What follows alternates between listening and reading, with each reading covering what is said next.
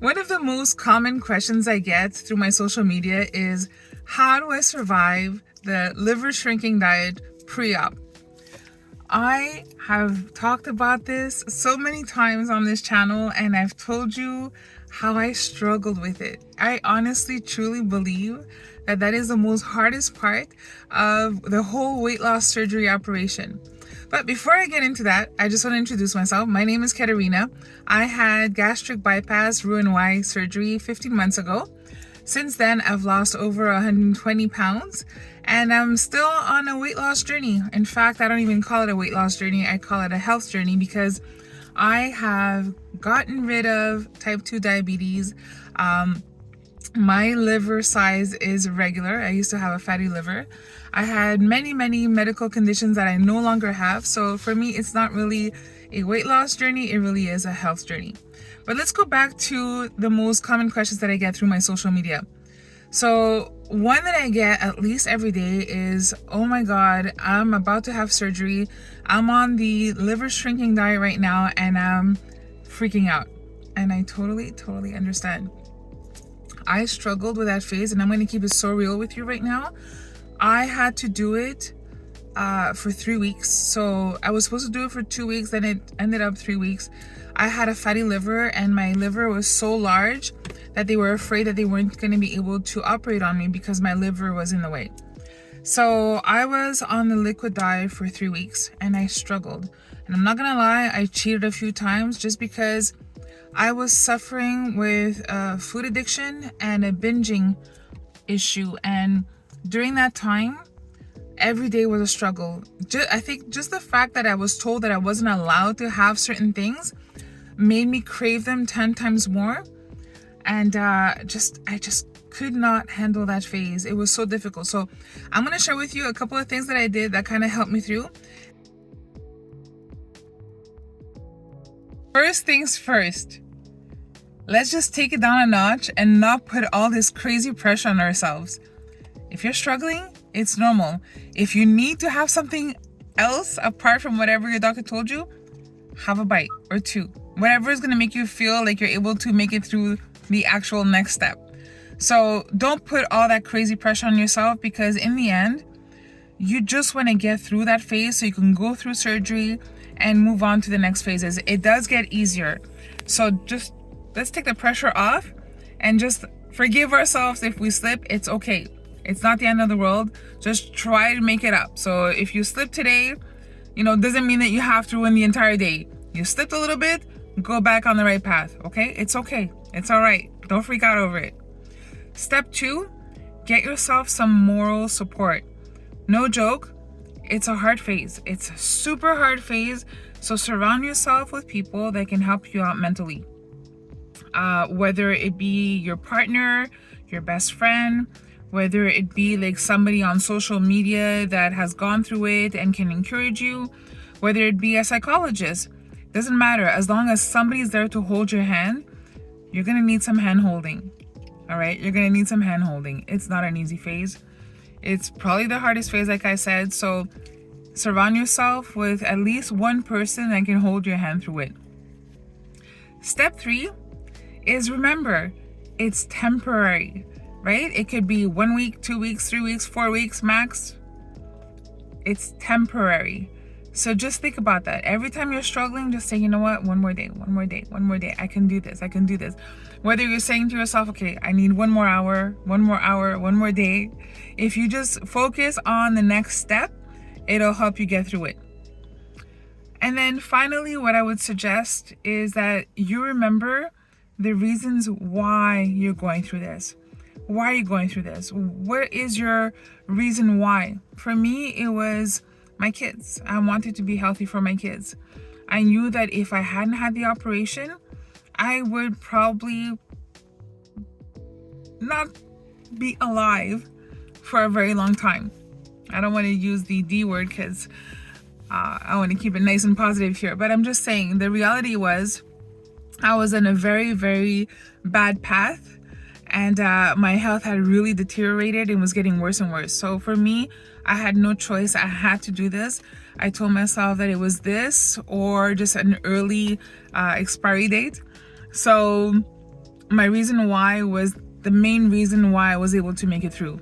And it wasn't easy. Like I said, I did cheat, I did struggle, I did cry many days. And so I'm going to keep it real. So those are the 4 things that I would strongly suggest that you do to kind of help you get through those difficult times. I do get lots of questions also about, am I going to have loose skin, and what's it like having surgery after losing so much weight? I lost about 120 some pounds so far. I lost a lot of it prior to surgery. And then I lost some more after surgery. And I'm still on a path where I still need to lose about 50 to 60 pounds right now. So loose skin, yeah. Loose skin is a thing. It's a thing, and you need to know this. You need to know this prior to surgery. Don't be shocked. Okay, it's part of the process. In the end, remember your reason why. If you're doing this for just purely physical, then I don't know if that's a great reason. You need to do this for health. It's all about health. So yeah, loose skin will happen. It might get you frustrated. You might decide to have surgery afterwards to remove it. Part of the process. Or you can live with it and just accept it, right? It's like stretch marks. Stretch marks. If you have stretch marks, it's not something that you may have wanted, but you do have, and you get to accept them because it's not like they can magically disappear, right? So same thing with loose skin. It doesn't magically disappear unless you decide to have another operation to do that, and that's another long process to do. So keep that in mind, and don't let that demotivate you from having weight loss surgery. So if you are at the point in your life where you need to have weight loss surgery, don't focus on the physical things like loose skin to stop you from having weight loss surgery. Another question that I get is, why did you have weight loss surgery? You had lost so much weight without surgery. So if you knew that you were able to lose all this weight without surgery, why have weight loss surgery? And that's a great question. It took me about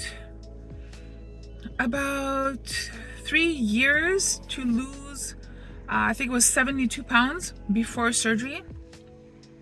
So it was very slow. I have a thyroid issue. My thyroid functions very slowly. And because of that, I was losing weight very, very slowly. And then the more weight I lost, the slower I lost it because my body was just adapting to it. And so it's the reality is the more weight you have to lose, the more weight that you lose quickly, and then after you lose weight, then you start losing it slower. It's a funny thing that way. But yeah, at some point I was struggling to lose just a pound. And so I spoke with my doctor and I said, I still have type 2 diabetes at that point. And I'm like, how can I get rid of this type 2 diabetes? And the weight loss surgery was a great option for me. And thankfully, it did get rid of my type 2 diabetes. Talking about that is not something that is lifelong. So if you had type 2 diabetes, you had weight loss surgery, you no longer have type 2 diabetes, you still have to be careful for the rest of your life because you're prone to getting it. So that means that I can't just automatically now have like a whole bunch of sweets and think that it won't have any consequences, because it will. The great thing about having weight loss surgery is that your taste buds change. So another question that I get is, how do you interact with family and friends and get-togethers after having had weight loss surgery? Is your life the same? And what about the foods that you crave? So like I said, your taste buds will change. I've gotten to the point where I actually crave salads, which is like crazy for me. I had a very, very sweet tooth. I mean, if I had a choice between eating regular food or just having dessert, I would always pick dessert first, right? That's how I was for like my entire life. I've always been that way. I grew up with a mom that used to snack in front of TVs as well. And so that was the type of food that I would do. I would graze and snack and opt for junk food rather than healthy food. And now, having gone through this whole process, my taste buds have changed. And sometimes I'll look at something sweet knowing that it was something that I used to crave and not even have a taste for it, not even want it. Like, it could sit there on my counter for days and I won't even touch it. So, things change, and it's not a bad thing. or a good thing. It's just a fact. It's just a thing. So you just learn how to adapt with the changes that you make in your life, and you find other ways to entertain yourself. So for me, if I want to like celebrate something, we might all go to the restaurant. If it's somebody's birthday and stuff like that, we might all go to the restaurant, and I'm not going to deprive myself. I will go, and I will also have a piece of cake. I will, I won't deprive myself. It's just not something that I will go out of my way to have. But if somebody's going to offer me a slice of cake for somebody's birthday, I'll take some. I'll have a bite or two, I don't let that stop me in any way. Now, I have noticed when I have sweets, I don't feel so good afterwards. Most of the times I give, like the other day I had cotton candy, and I had a little bit of cotton candy. I didn't feel so good afterwards. So am I ever going to have some again? Probably never again, because it brought no value to me, right? So yeah, so things change in your life, and it's okay. I just wanted to make a really short video about this. I'm 15 months post-op right now. I am living my life. I feel healthy. I feel happy. I feel energized. I don't regret this surgery one bit. And I'm still on the journey right now, so I'm going to continue documenting it. Probably until 24 months. After that, I wouldn't even know what kind of content to put out there. However, I do want to let you know, now that I'm mentioning it, I have recently wrote a cookbook. I'm really proud of myself. I worked hard on it. It's inspired by Greek food, or Mediterranean food, really. It's going to be released on April 19th. I did put the ebook on pre-order right now, so I'm going to leave a link somewhere here to let you know. And that's it. That's my news right now. I'm really excited about this cookbook, so that's what I'm looking forward to. I'm hoping that it'll get into the hands of anybody that needs it. And just living my life, feeling good, feeling healthy, feeling proud, and continuing on my journey. I know that it's a long journey. I am proud of where I'm at right now, and I'm looking forward to my next step. If you watched all the way to the end, I really, really, truly appreciate you. Thank you so much for supporting me, liking my videos, commenting. I love getting your feedback and your comments. So thank you. Thanks for being there. Thanks for watching my journey. See you next time. Take care.